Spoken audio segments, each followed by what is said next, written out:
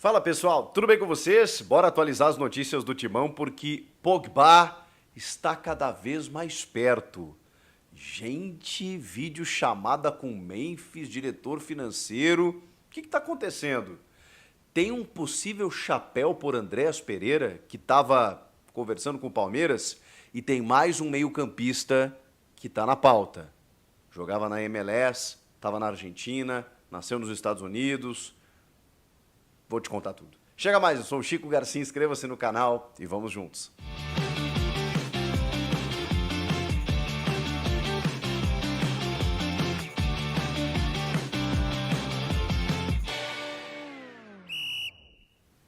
São muitas informações. O que está acontecendo, gente? O Memphis Depay virou o executivo do Timão.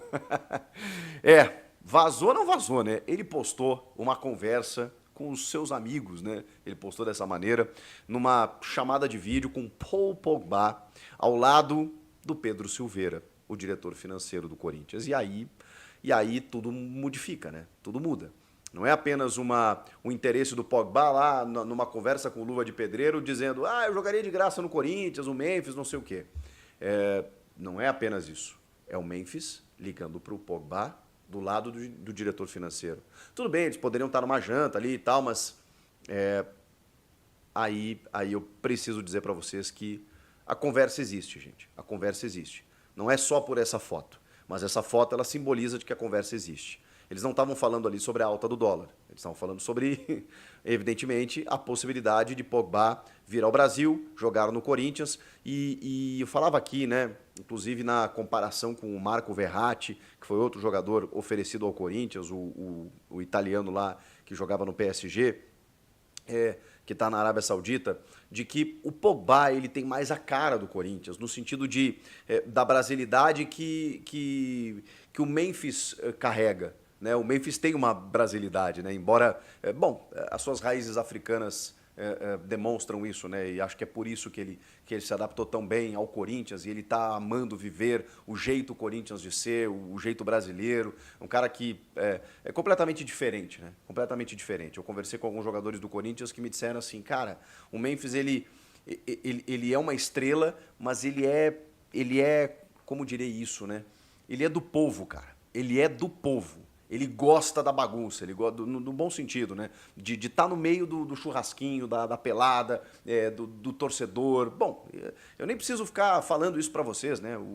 As atitudes do Memphis falam muito mais.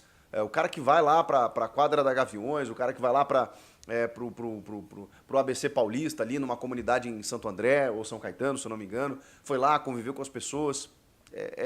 É isso, ele se envolveu, ele poderia simplesmente ficar dentro de um helicóptero, dentro de uma mansão luxuosa, chegar no CT, treinar e ir embora. E ninguém o criticaria por isso, porque dentro de campo ele resolve. Agora, eu também acho, e aí é uma opinião minha, evidentemente, que ele resolve dentro de campo e a sintonia dele com os jogadores, com o grupo, e a coisa está dando tão certo por conta disso. Porque ele também se envolveu no resto, no todo. E por isso a adaptação foi muito rápida.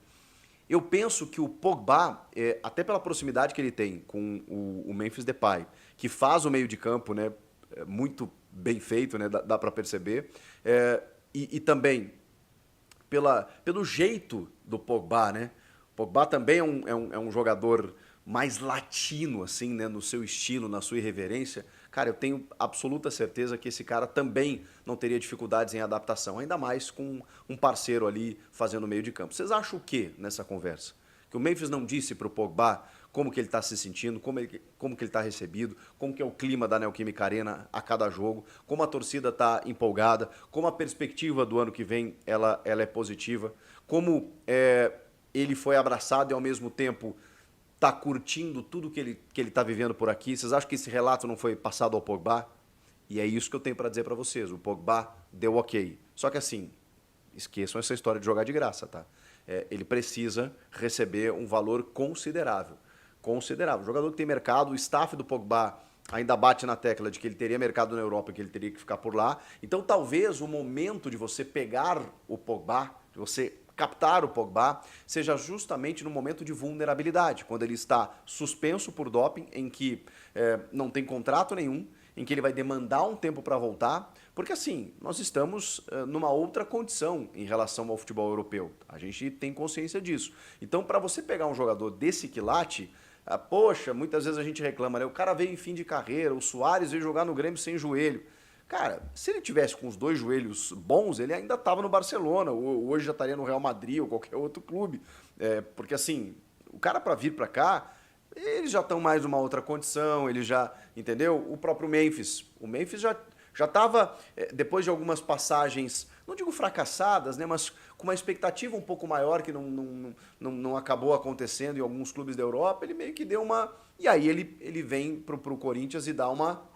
Reaparece, inclusive, no radar do técnico da seleção holandesa. Então, assim, quando os caras vêm para o Brasil, eles não estão na crista da onda, eles não estão lá no topo, porque senão eles têm mercado lá. E o staff do Pogba ainda quer encaixá-lo na Europa. E ele, evidentemente, vai ter mercado na Arábia Saudita, em qualquer lugar aí que queira pagar as cifras estratosféricas, né, que esse jogador recebe. Então, o Corinthians agora, o que faz? Alinha com patrocinadores possíveis para bancar o salário do Pogba. Me parece que o interesse é claro, tanto do Corinthians quanto do jogador.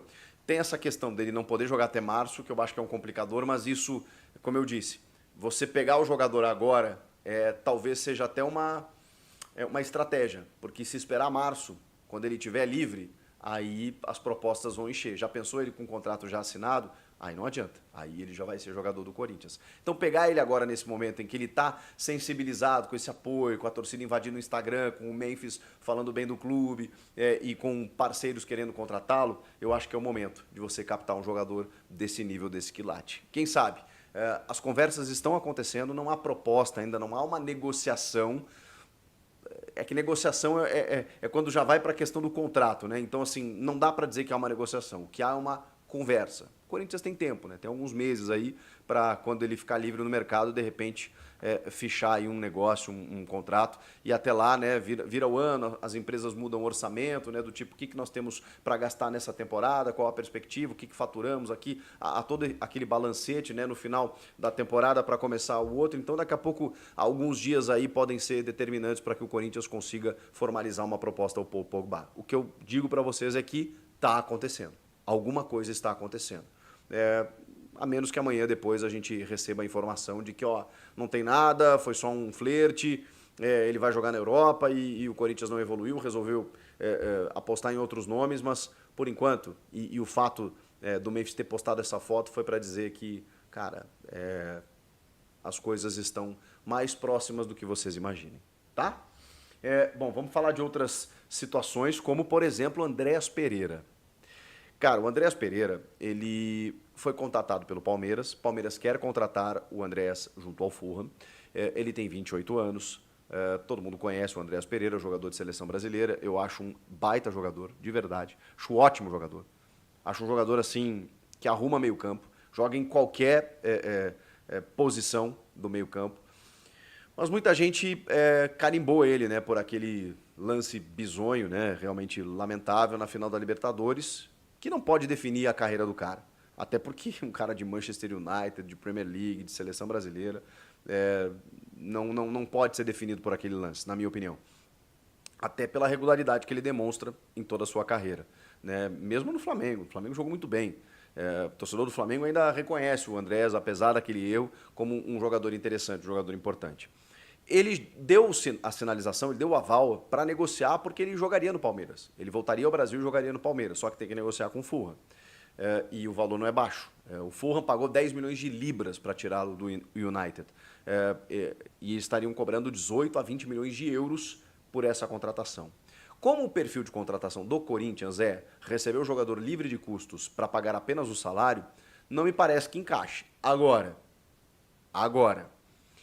a informação é que o Corinthians poderia oferecer jogadores na troca. E aí me espanta muito que o nome sugerido tenha sido de Breno Bidon, que eu acho que o Breno Bidon vale mais do que isso, tá?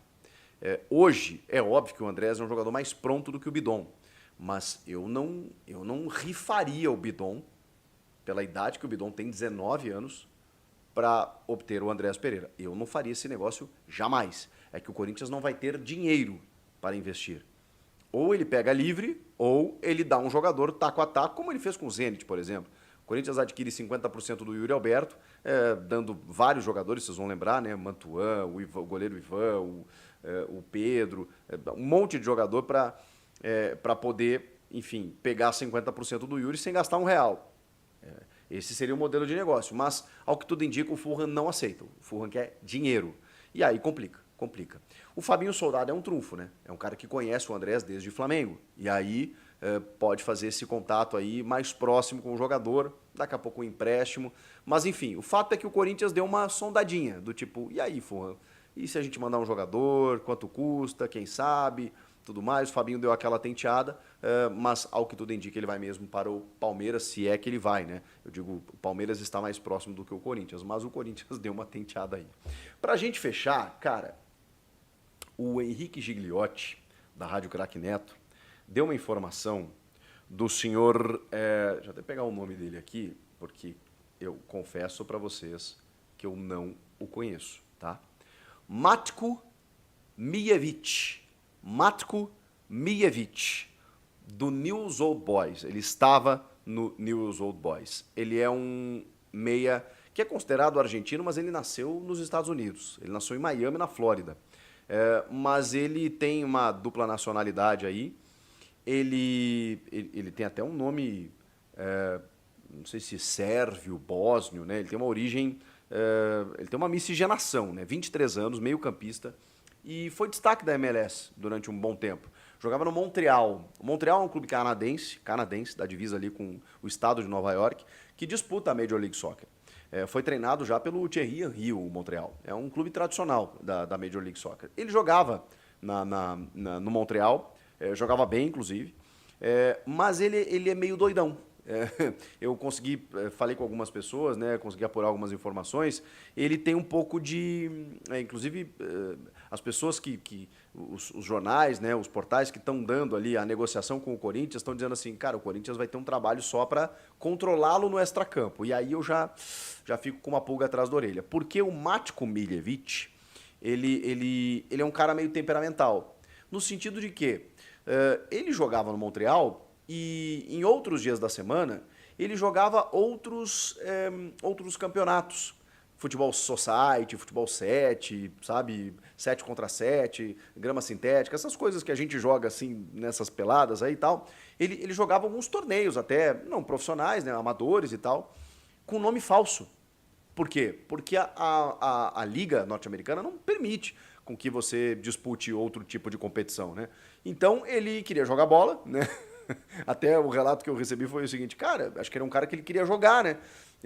Só que assim, não pode, né, gente? E regras são regras. E ele jogava e tal, com nome falso, o que já também indica uma grande cagada, né?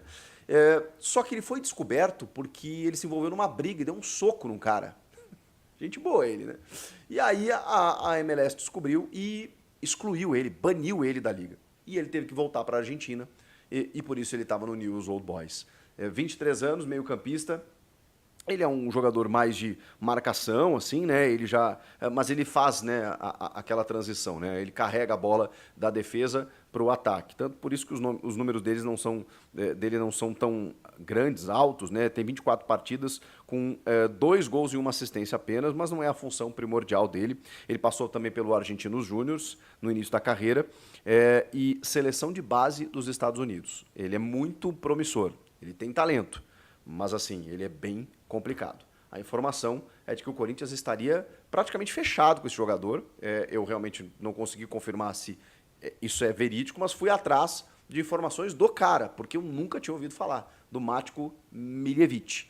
Mas, enfim, destaque na MLS, estava no News Old Boys, jogou também no Argentinos Júniors e tem 23 anos. E aí a gente começa a entender que o Corinthians segue atrás de um meio-campista, né? Porque a gente falou nos últimos tempos aí de Verratti, Pogba, Andreas Pereira numa possibilidade, e agora esse jogador aqui que a gente não sabe exatamente o que ele pode dar, não dá nem para colocar na mesma prateleira dos outros que eu acabei citando aí. Enfim, são informações que a gente vai ter que esperar a confirmação ali na frente. Eu espero ter ajudado com um pouco mais de clareza aí sobre o que está acontecendo. O que vocês acham? Esse mano meio maluco, né? Vocês não acham? Comenta aqui. Inscreva-se no canal e eu volto na próxima. Tchau!